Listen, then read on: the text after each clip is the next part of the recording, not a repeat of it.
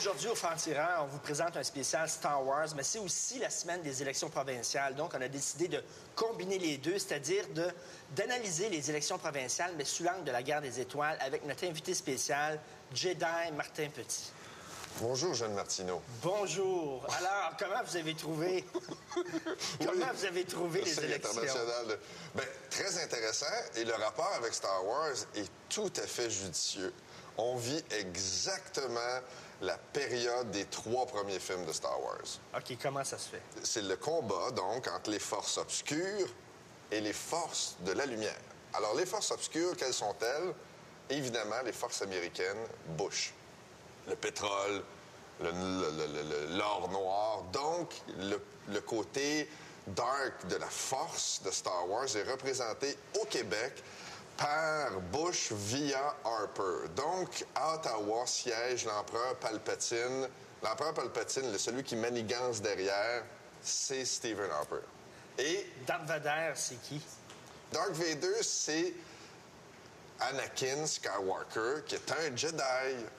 Alors, ce jeune Jedi-là, Skywalker, lui, il a une prophétie. C'est un petit jeune qui a beaucoup de pouvoir, très talentueux, et à un moment donné, en vieillissant, il devient Darth Vader. Donc, qui est-il? Non? C'est Mario Dumont. Mario Dumont est ce jeune Anakin Skywalker dont, dans Star Wars, ils disent, il va remettre une balance dans la force. Il a commencé dans le côté clair. Oui, il est dans le côté clair. Mario Dumont est du côté clair de la force en ce moment, et c'est de tous les Jedi politiques le meilleur Jedi. Il est plus fort que les autres. Il va ramener l'équilibre dans la force, mais en ce moment, il est manigancé derrière. Il y a Stephen Harper derrière. Puis écoute, c'est flou, c'est pas clair, là, rien. Est-ce que ce sont des amis? Est-ce qu'ils se parlent souvent? Est-ce qu'ils se parlent une fois par semaine, une fois par mois? On le sait pas. Et dans Star Wars non plus, les personnages ne le savent pas. C'est vrai que Mario Dumont a déjà dit qu'il était approché par Stephen Harper pour être son lieutenant au Québec. Exactement. Donc, il y a un lien. Le lien, on le sait pas. Il y a comme quelque chose. Et dans Star Wars, dans les 3 premiers films, on ne sait pas non plus, avant la fin du 3e film, quel est le véritable rapport. Donc, à date, c'est comme Star Wars. OK, c'est encore actuellement, au moment où on se parle, un chevalier de la lumière. Il n'est pas devenu le Frankenstein qu'est Darth Vader, qu'on découvre à la fin du 3e film, le dernier qu'on a vu. Donc, il n'est pas devenu encore le fédéral. Mais il est encore un Jedi, donc il y a du bon en Mario Dumont, mais il y a de l'obscur. Et là, on commence à le découvrir. Aux prochaines élections, s'il devient premier ministre, là, il peut tomber dans le côté sombre. Oui, mais là, il vient de... Mario Dumont, en tant qu'Anakin Skywalker, est devenu plus puissant grâce à, justement, ce qui fait... On en parle dans Star Wars de façon très claire, la rage, la colère. Tu sais, Darth Vader, l'empereur, quand il veut transformer Anakin Skywalker, il dit « Laisse aller ta rage, laisse vivre ta colère ». Et Mario Dumont, c'est ça qu'il a dit aux Québécois, il dit « Laissez vivre votre rage, laissez-vous aller à la colère.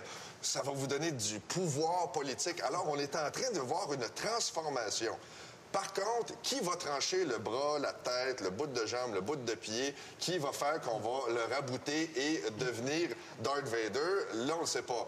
Mais en tout cas, si je me fie à Star Wars, Mario Dumont va perdre des membres dans les prochaines années et va se rabouter un espèce de robot politique qui va faire rire de lui éventuellement à la fin de toute l'autre trilogie. Bon. André Boisclair, est-ce que c'est la princesse Léa? Non, il faut pas imaginer... Ça aurait pu être la princesse Léa, ça aurait pu être Luke Skywalker, ce n'est ni l'un ni l'autre, malheureusement. André Boisclair, c'était un personnage qui arrive vite dans le 2e puis qui repart, l'espèce de gars qui dit... C'est un gars de transition. Ça a été un leader rebound. C'est un Ewok? C'est pas un Ewok, c'est un figurant, finalement, qui va avoir marqué un des épisodes, mais qui n'aura pas marqué toute la série, finalement. C'est parce que là, on est dans le début de la série.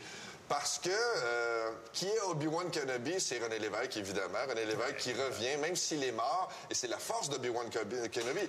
Obi-Wan Kenobi est mort, mais il revient dans tous les films pour donner des conseils.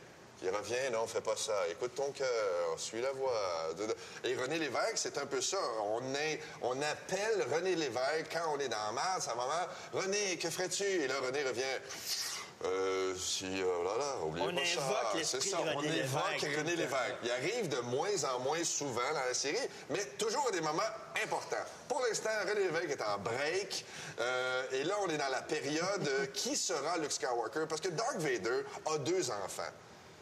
Et donc, Mario Dumont, en devenant Mario Dumont cette semaine, va laisser de la place à 2 autres personnes. Celui qui va remplacer Charest, celui qui va remplacer Boisclair. Ce sont eux, les 2 futurs, Luc et la princesse Léa. Bon, ces 2-là, qui sont-ils? On ne le sait pas encore. C'est-tu Pierre Curzi? On ne le sait pas. C'est ça qui est intéressant. Philippe Couillard, Pierre Philippe Couillard, Curzi. voilà, il va y avoir un combat du Luke Skywalker, bref. Mais là, le problème, c'est qu'on vit une crise dans le Conseil des Jedi. Parizeau, Lisette Lapointe, Landry. Landry, clairement, est Yoda. C'est-à-dire, la période Yoda est sympathique à la fin.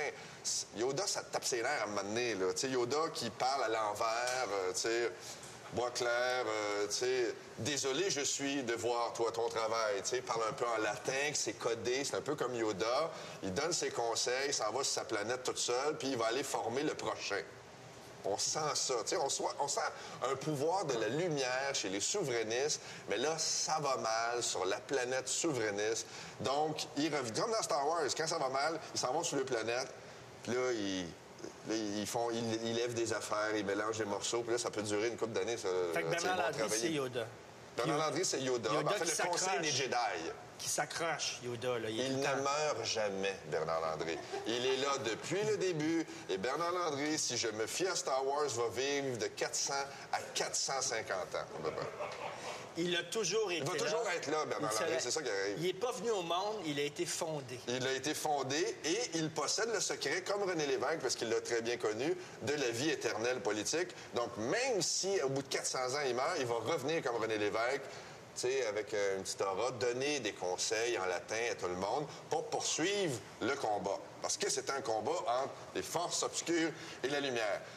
Alors là, on est vraiment au début là, de la trilogie. C'est ce qui est originale. merveilleux. On n'est pas à la fin d'un cycle, on est au début de Star Wars. Parce que Star Wars, on joue avec le temps. C'est qu'éventuellement, là, ce qui est le fun, en tout cas, avec Star Wars, c'est qu'en louant maintenant les premiers, la première série, le film 4, 5, 6, on va savoir ce qui s'en vient au Québec, tu sais. Et dans l'ADQ, tous les candidats weird, tous les candidats bizarres de l'ADQ, c'est tous des Jar Jar. Non, c'est pas ça? des... Non, Jar Jar, non, ça, c'est vraiment...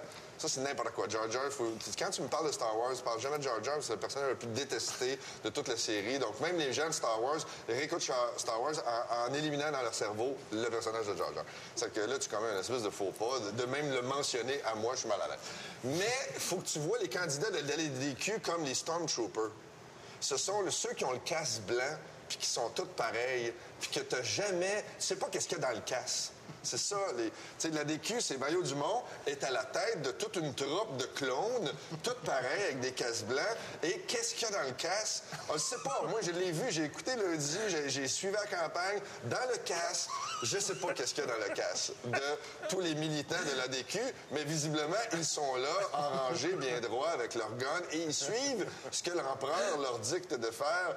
Mais, puis ça, je te dis, si on se fait à Star Wars, on ne saura jamais ce qu'il y a dans le casque, on n'a jamais su ce qu'il y avait dans le casque de ces personnages. Bien, merci beaucoup, Jedi Martin, mais il me semble que c'est plus clair maintenant l'enjeu des élections. C'était la meilleure entrevue que j'ai jamais faite. C'est la meilleure entrevue que j'ai jamais faite. C'était l'analyse la plus brillante que j'ai jamais entendue. C'est l'analyse la plus brillante que j'ai jamais entendue. Merci beaucoup, Martin. Merci, Richard.